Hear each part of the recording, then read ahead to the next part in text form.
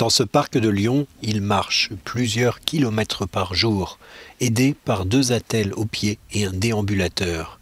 Philippe a été frappé par une forme grave du Covid-19 en avril. Il a passé plusieurs jours dans le coma. Aujourd'hui, il souffre de diabète, d'hypertension, d'insuffisance rénale et de délire hallucinatoire. Je suis ensuite arrivé à l'hôpital, on m'a rapidement mis dans le coma et intubé. Et je suis resté en coma 9 jours. Donc cette période, je n'en ai aucun souvenir. Mon premier souvenir, et qui est un souvenir extrêmement violent, c'est le réveil en chambre dans un service de réanimation. Et là, quand on se réveille, on a un tube assez épais dans la bouche. On a les poignets attachés aux barrières du lit pour éviter qu'on arrache ce tube, ce qui serait dramatique.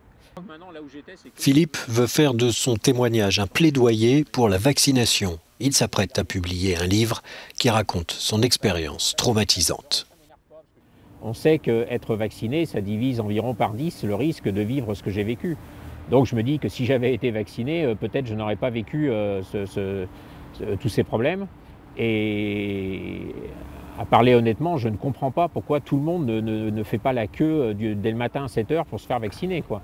Il s'agit de recevoir 2 piqûres avec des effets secondaires qui sont légers et les effets secondaires graves sont rarissimes.